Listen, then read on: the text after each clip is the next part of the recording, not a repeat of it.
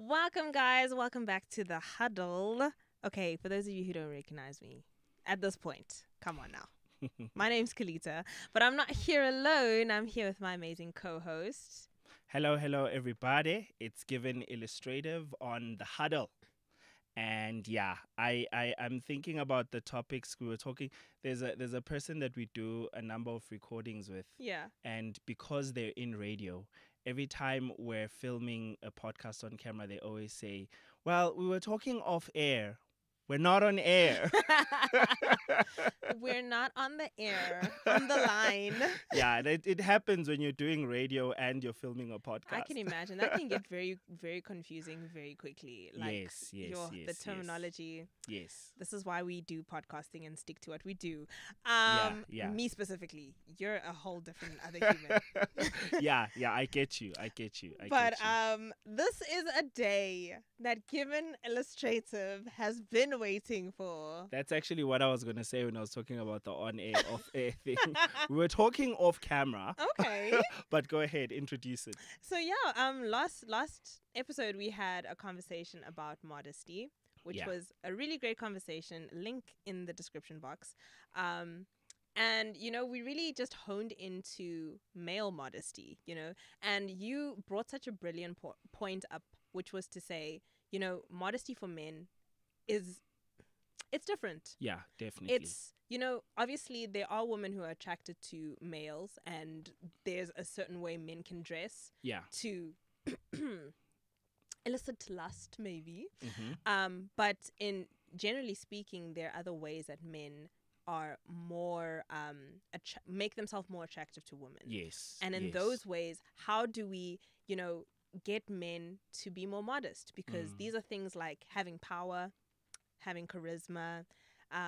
You spoke about, the CEO being the one that everyone wants to have. Yes. But at the same time, we can't say that because, you are in powerful positions to be modest, you should just quit your job. That doesn't make sense. True story, yeah. So you requested to have a longer conversation, and we can really dive in about this entire world of male modesty. Of male modesty. And I'm here to learn. I'm excited. So take it away. All right. So I think before getting into talking about specifically male modesty, what I want us to touch on first is what exactly is different, right? And obviously not spending too much time on it, and why it's important to differentiate the way that men attract women and the way that women attract men. If I'm for men, I would say, here's the thing. Woman's beauty is, I think, one of the most coveted things on planet Earth, and it's been that way for centuries. Bar none. There's absolutely no other species on planet Earth that has the same, I'd say, admiration. Because, I'm sure even, I was going to say a very funny thing, but then I realized it might sound very inappropriate. Save it for off air. Yeah, I'll save it for off air.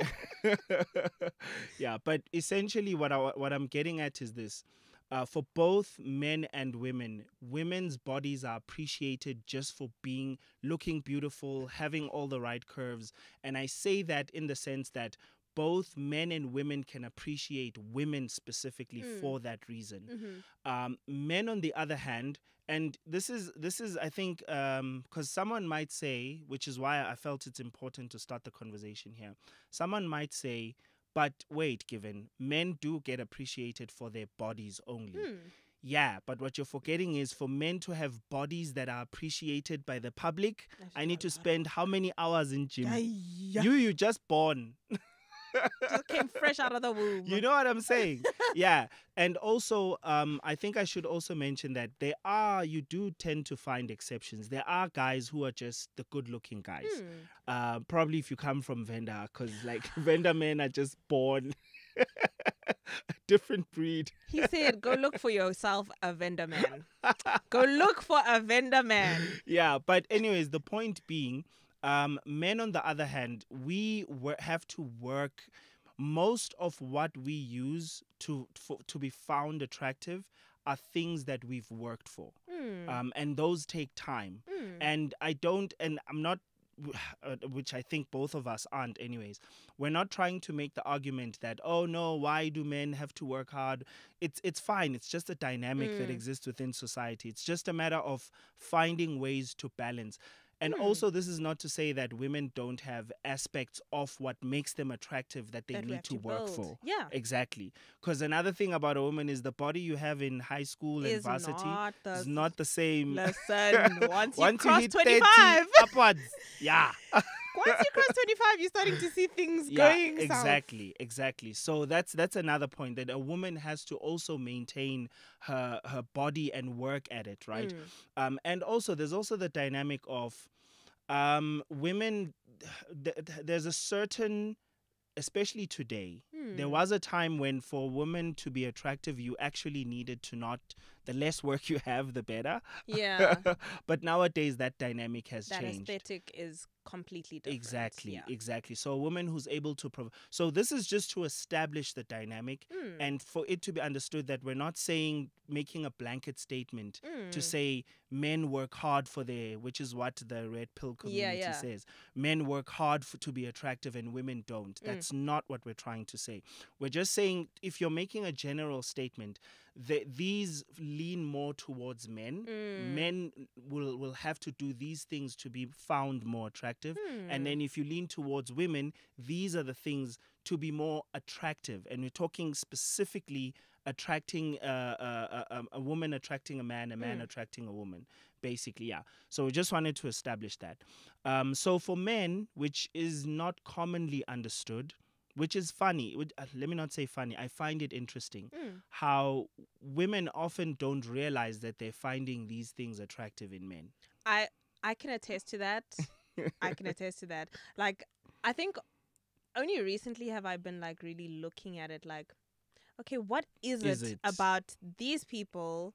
Because like I was speaking to one of my friends, and she was like, you never talk about these things. Like, what attracts you like to a guy? And then I was like, I don't even think about those things myself.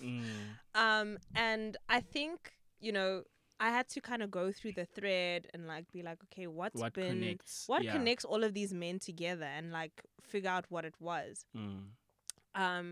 I don't like to say it because I guess some people are going to be offended by it, but because women are generally more emotional, I think it's very easy for us not to be analytical in that sense, to be like, these are the things that I know I find attractive. These are the things that are not good attributes that I find attractive and gets me into trouble.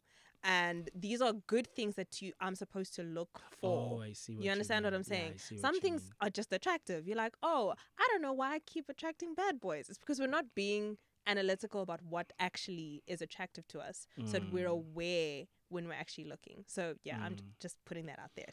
I understand completely what you mean, and definitely that makes sense.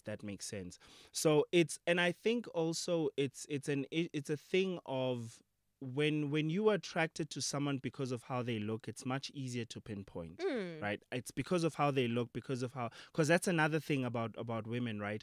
It's first of all, which I should mention, so the looks definitely do play a huge role for women, even in getting jobs. Like, do you know that there are companies, true story, there are companies where you walk in the front door and you know that they hired based on a picture.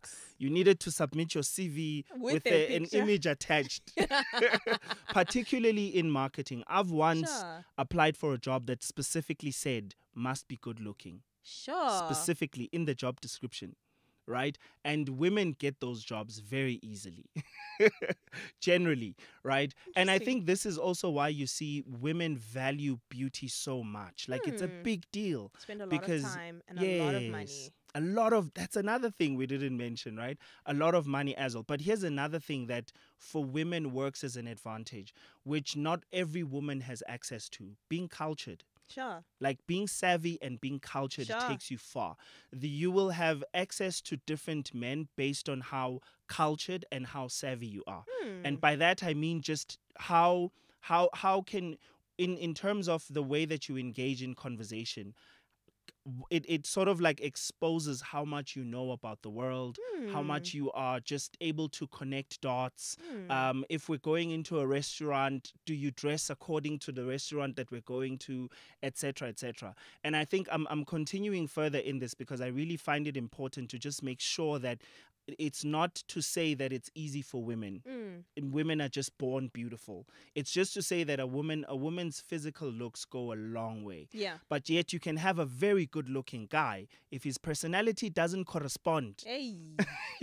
he is in danger. Yeah. He is in danger. If he's arrogant, if he also, another thing which is a very, very big thing with us guys, especially, I want to say especially today, but it's not a today thing. It's always been a thing.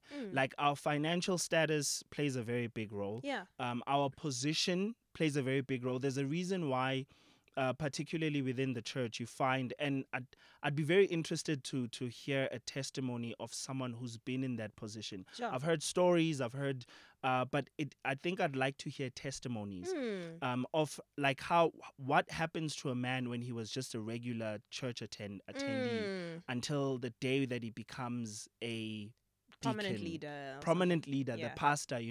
There's certain level of access women give you to themselves once you reach a certain level of prominence. Sure. Right? Within whatever context. So this is not just the church. Within whatever context. So this makes the dynamic for men very different, right? First of all, also, this is a big one. This is a big one. Shoo. Here's the thing that people don't understand about men generally. You will find that a man generally is okay and women are interested in him, but he doesn't know that genuinely, right? Genuinely. And the reason being, our confidence changes the more we accumulate the things that we know society wants us to have. Okay. Then our confidence is very different. You might have a crush on a woman. This space is just summarizing what I'm saying and sort of like simplifying it. I can have a crush on a woman and think she because of how she looks and the fact that she speaks well and so the fact that to some extent she's cultured, right, or she's savvy. I will not ask that woman out until the day I buy my first car. Okay, that makes sense. It has nothing to do with me having changed as a person, right? That's a very, very big psychology within men that often is sort of, I think it becomes overlooked. In order for us to make, and this comes back to the conversation we were having about, there are women who are out there waiting for God to show them the man that they need to be with, but you have no idea what turmoil is going on in that man, what the psychology within him, the things he needs to overcome before he actually makes the move. Sure. Yeah. And it's a conversation I've been having with a few people lately, that the psychology of being a hunter is, and I'm obviously using this, what's the word? Analogy. Yeah, exactly. Thank you. I'm using it as an analogy. It's not, obviously we're not hunters. Don't do that. Yeah. I know you're typing in the comments. Don't do it. Stop it. Yeah, we're definitely not hunters. But what I'm getting at, when you've spent your entire life knowing that you're the one who needs to do the asking out, you're the one who needs to pay for the first date, you're the one who's going to need to get on one knee, you're the one whom, when you're walking with your partner, regardless of how good you look, they're going to go, oh, your wife is beautiful. Yeah. I have never heard anyone say, oh, your husband is your husband. It does happen, though. It does. Men do receive compliment, which is what I'm saying. There are exceptions to this. But what we're trying to get at is generally, you find more of this than that. So that's what we're basically getting at. So what I'm trying to get to is the fact that the psychology of someone who spent their whole life being the pursuer, it creates a completely different sense of self-awareness and perception of yourself, as opposed to someone who spends their whole life knowing that they need to be hunted. Sure. You understand? It's a completely different psychology. And I think this is what tends to be overlooked within society. Like how when a man sits with himself within a room and he actually is sort of measuring whether he can be with a woman or not. Sure. Like, we literally do that. You measure whether a woman is worth you, Mm. right? Those are conversations you have with yourself. Yeah. Whereas at the other end, it's, why isn't he asking me out? At the other end, someone is saying, I need this and this and this in and this order and this to, first. you understand? I think that's a really brilliant point, because there've been times, okay guys, don't judge, don't do that. Yeah. Like, where you'll be walking in the mall or something, and someone you're like, we are not even in the same league by miles, will come and hit on you, and you're like shocked. But I think that's like, it's always been like a really big shock to get that kind of response, but you kind of just brush it off and keep moving on your day. But I think I've never thought of it on the other side, that wait, men actually are more hesitant to come up to you. Yes. That those people are the anomalies. Yes. Them coming up to you knowing that you're way out of my league, but it's fine, I'm still going to shoot my shot. Exactly. And see what happens. That I thought they were the norm, but they're actually the anomaly. Exactly. That makes life a little bit more easy. But then it begs a question, like, how does a woman position herself to make herself available in that sense? Like, okay, cool, you're thinking, I don't have a car, I don't have a car yet, so I can't ask her out. Okay, cool. Okay, I'll just wait.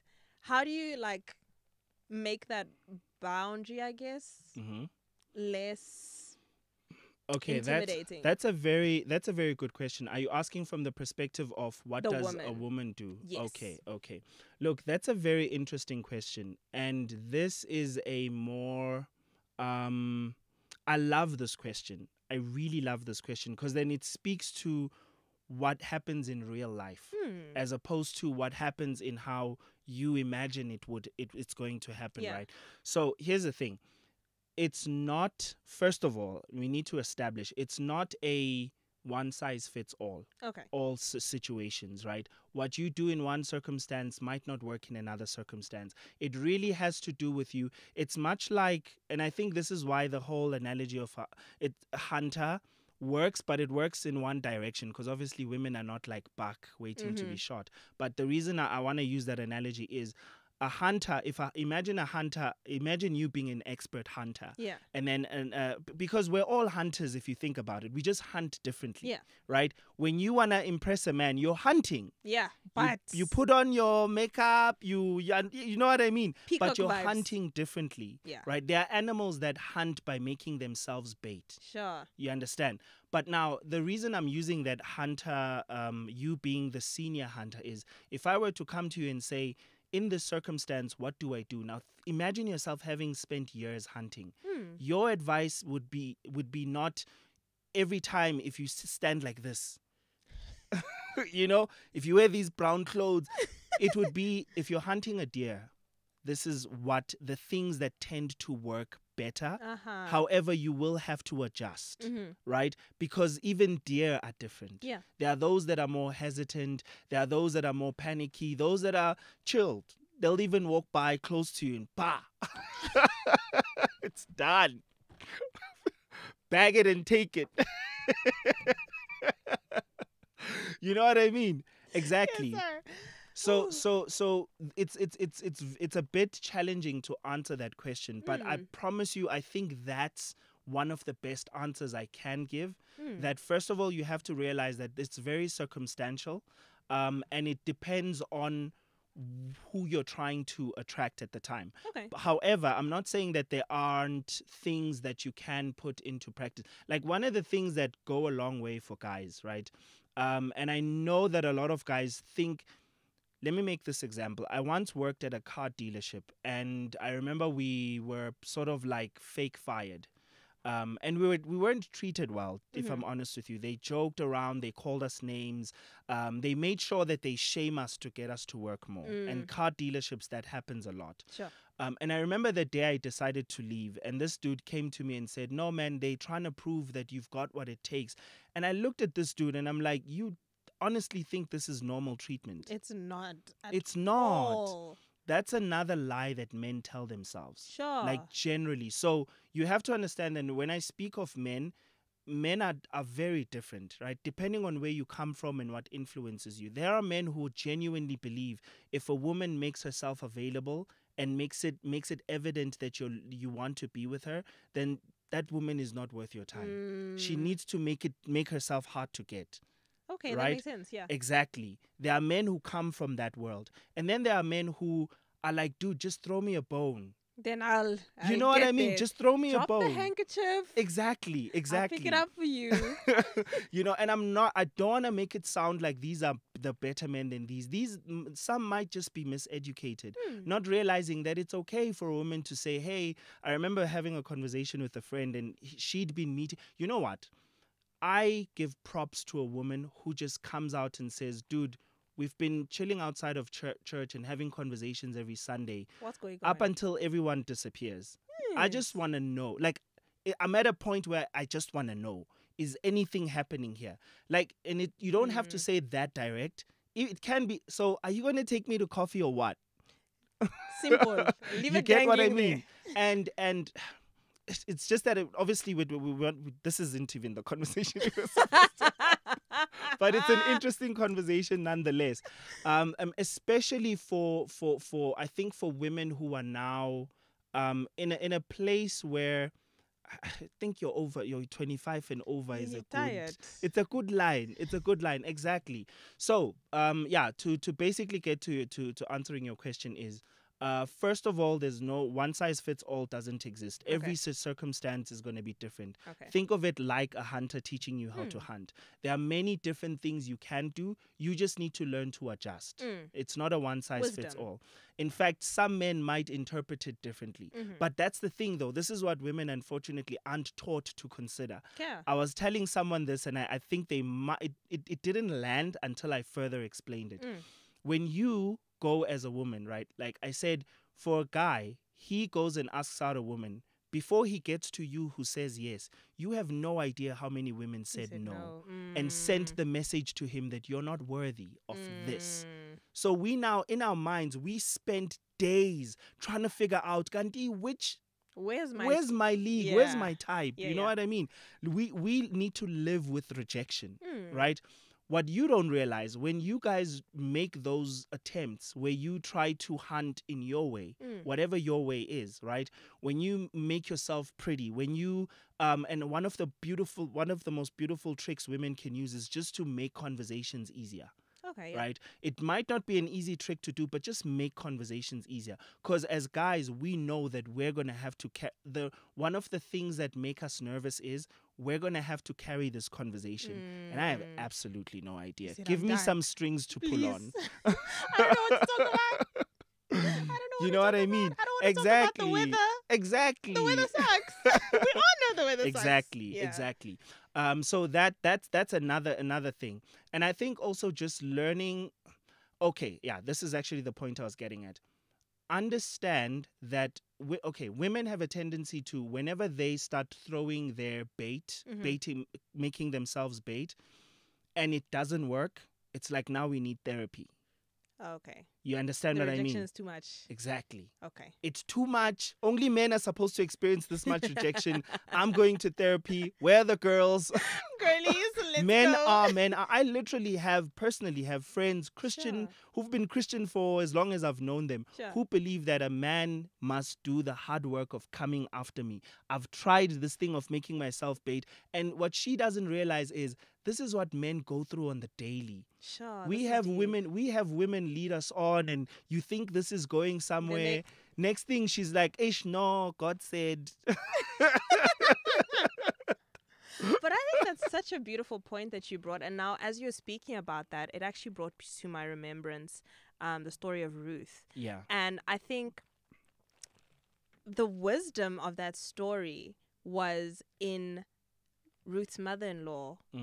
Why is her name gone? Naomi. Oh, yes. I was like, ooh, Bible trivia. It's not doing well.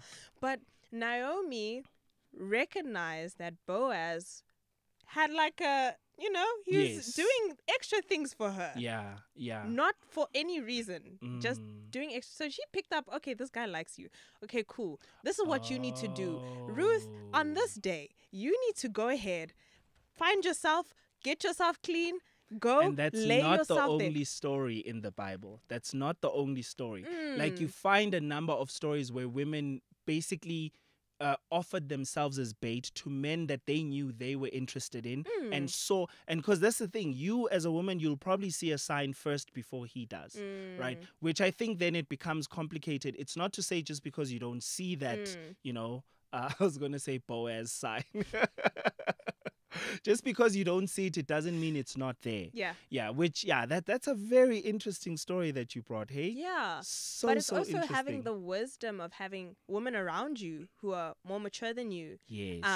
To be able to be like, I discern this is a good idea, and let me help you, because you don't have the wisdom to actually get what you want. Yes. And like, this is a God thing. Cool, let me help you. I think that's genuinely the problem that we have as women. I think a lot of us don't have mentorship from other older women, whether it's because they don't want to or because we don't want to is a debate for another day. But I think it's something that we need to seek out, especially in this time of dating and getting to know people. Marriage is such a serious and beautiful but very, I want to say, dangerous thing, in the sense that you can mess up your whole life if you choose wrong. Definitely. And we really do need mentorship in those places.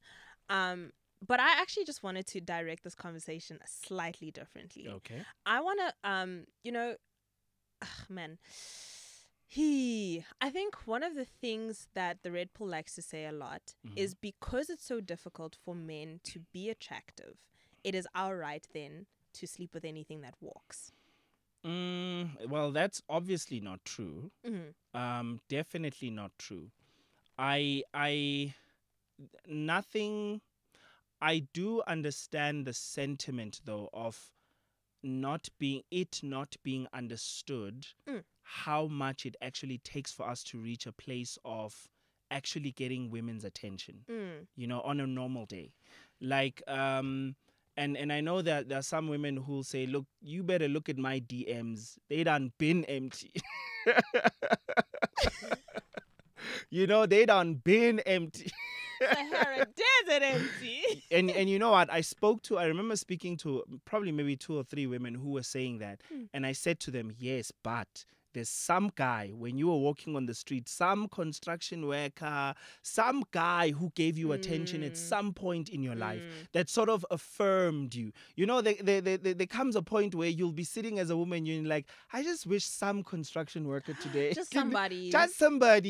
Google's, where are construction sites now in my area? Imagine as a man, desert. Yeah, sure. Nothing. So literally the issue of the answer to that is pretty easy. There's nothing and no amount of suffering that could deserve you to sleep with anything that walks. Yeah, there's definitely not. It definitely isn't a thing.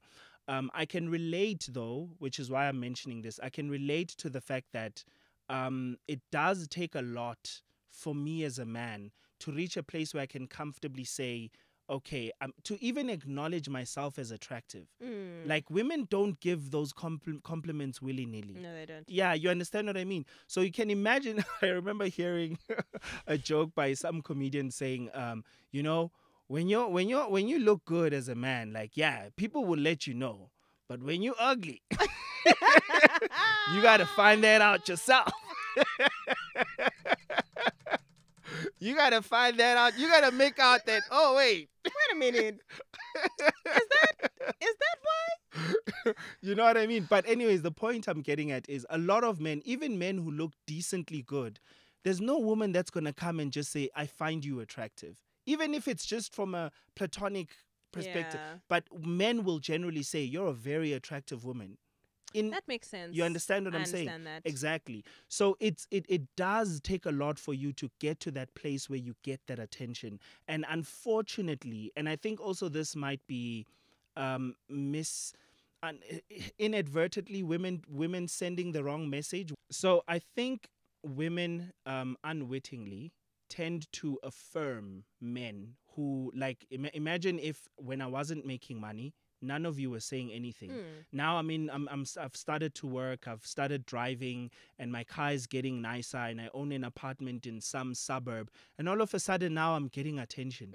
You know, I mean, even when you get work and no one even knows where you live, Sure. but the fact that I come there dressed in my nice work clothes, and you know, I have my work car Deductive outside. reasoning. You know what I mean? And then it sort of affirms you that, oh, that means the more of this I have, you start, and I think it, and I'm saying this because I think it sort of backfires on women, because you weren't giving him attention when he had nothing, and now he's got too much. You understand what I'm saying?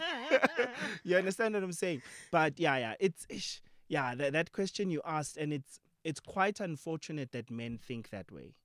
And it definitely comes back to the reason we wanted to have this conversation, where men need to first of all acknowledge what are the things that make them attractive in society, particularly to women, and approach those with a mindset of, I need to be responsible with, especially, you know, let me not say especially, because let me actually say it like this. I don't know what women find most attractive between. Definitely, a man looking good is not the highest. Doesn't rank highest. Definitely. And then secondly, personality, I know, ranks higher than looking good. And then there's financial achievements or material achievements. And then there's you being in a particular position, right? And I think also there's this aspect, and I don't know, maybe you can help me describe it. Like it's one thing having a personality, and then another thing just being a person who cares. Sure. Right? Yeah. Yeah, just being a person who cares, genuinely cares. I think I know what you're saying. Like, for me, I was like, one of my like high top criteria, I'm not going to say everything here because then you're going to pretend I'm not doing that. It's just like genuine chemistry. So I feel like that's like personality wise. Yeah. But like there's extra things like being caring, being romantic, being thoughtful, that I think kind of extends beyond your personality. You understand? Yeah. I don't know if that really makes sense. Absolutely. But that's does. kind of like Absolutely does. The vibes that I'm getting from what you're saying. Yeah, definitely. That's exactly what I was referring to. Those are things actually that are so much, they're easy to fake in the beginning, but they're very hard to maintain for a long time. And I think actually that's one trick. Those are the one trick women can use to sort of see if a man is like sort of authentic, is just give him a more time to keep doing the things that look good to you. Just give him more time, and then you'll start to see what. Oh, okay. I remember watching a a clip on a woman saying that if you find your partner being a certain way right now, believe him. Like if at this moment this is what he is, over a long period of time, believe both men and women, just believe that that's who they are. Now the question is whether are they actively and sincerely trying to work on whatever it is that is causing hindrance within the relationship. Everybody, look, first of all, everyone has issues. Like you might think you're a great person to live with. Trust me, no one is, right? Everybody has issues. Everybody has things, you know what I mean? Yeah. Yes, sir. We all have things to work on. So I'm not trying to say if you identify a thing, but there are certain things that you can see that this is just destructive. Yep.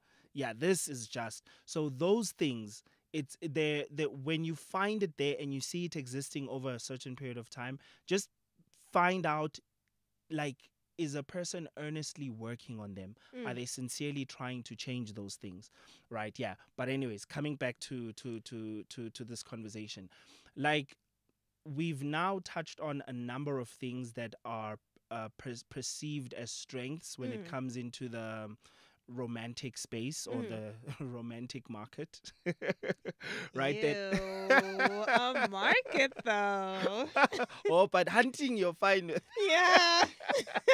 Because why are we buying things? I don't like this. Okay, cool. Look, continue. I say market. A market doesn't necessarily refer to buy and sell. It just refers to trade. Okay. Right? It refers to giving someone something for something else. And I think the dating market, you can think of it that way. So a market is not exact, just like hunting is not exact. However, what I wanted to get to is this. Men definitely do need to pay attention, especially men who earnestly want to be good men. Yeah. Men need to pay attention to the things that and unfortunately for us, we only learn these things the older we get. Sure. Right? There are some who are attractive, who know they are the attractive looking men and the cool ones when we're younger, but those are the minority. Yeah. Right? The older we get, a lot of us start to realize that, oh, okay, buy a car, get older. In fact, it's so weird, but that's a whole different thing entirely. I'll get to it later, right? By getting a car, getting a position at work, being a person who has an alpha presence, right? A presence that when you are at a social gathering, everyone remembers you were there, right? And also, the things you were mentioning, the things you were talking about, like the being kind, being thoughtful, being romantic, all of those things, those are things that we men need to understand that we have as a thing that we go and trade in this romance market, right? And I think actually the hunting side sort of makes a better analogy for what I want to say. That these are what we use to bait, right? And it's that very, makes sense. you understand what I mean? These are the things we use to bait, and we really need to use them responsibly, very responsibly. There's a guy I know, very honest Christian guy, and he was treating a friend of his, right? That he was working with, treating her with all of these gestures, opening the door for her. Without him, like, guys, listen to this, right? He was being honestly nice. He wasn't trying to send the wrong signals. He didn't understand what the things he was doing were doing to her. He didn't take a moment and think, Guti, opening the door for her, going out when buying a burger, or when going out for lunch, asking her, do you want to come and join me for lunch? Having her sit with him in the same office during lunchtime, eating and laughing together, visiting each other at home. Like, I know now that I say it, it's like, dude, Duh. I mean, duh. Obviously. I mean, duh. So to him, he was looking at it from the perspective of, I was just being a gentleman. And I'm sitting there and I'm like, yeah. You were literally doing everything that a woman looks for in a man. All of it. You understand what I'm saying? So these are the things that men, especially, and I especially say this to men who are honestly trying to be decent guys, right? Like, you really need to look at and understand that it's not to say don't do those things, but understand that if you're doing them for a long period of time, you're very consistent, and you're also doing it to one girl, right? One specific lady. There's a part of me that thinks about this guy, and I'm like, you knew what you're doing. Don't act stupid. Yeah, you knew what you were doing. But these are things we need to be aware of. Yeah. And these are things that we need to use responsibly, or execute responsibly. Yeah. Send very clear messages. And I suppose also the stuff that we've already mentioned, like, I remember some of them seem very drastic to me, I have to say. We definitely didn't spend enough time talking about specifically this, and I'm saying it because of this. I know that there are some men who, because they're married, or when they meet women, they will not speak to the woman directly. Yes. And I'm like, that's too far. That is a lot. You're right? Like, what did you do? When you said that, I was like, what did you do? You know what I mean? That this woman said, you ain't finna talk to nobody. You know what I mean? Exactly. So it definitely does. It comes when you are now creating. Look, definitely do put all the stops. Like, do know where to draw the line in terms of the things that you do. But when you have to have the line be so thick that it is just inconvenient, not even inconvenient. Inconvenience is not a crime, but it is, what's the word I'm looking for? Help me. It's like unhealthy.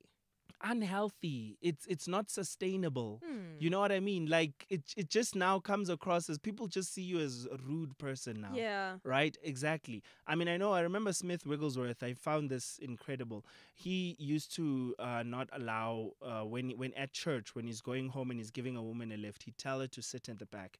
I understand that, right? Because for him, it was a matter of the front seat is reserved for my wife. Yes. I can absolutely understand that. However, even if you do something like that, you must also understand that there is an extent to which or not even an extent to which, there are circumstances under which you might have to have a woman sitting in front. Yeah. Right? Because, I mean, there's stuff in the back. You know what I'm saying? Like, you have to ask yourself to what extent, because some things we talk about, we want men to be more responsible. Absolutely, we do. But you also have to do that with balance and with wisdom at the same time. And I think that's where the fruit of self-control really comes in.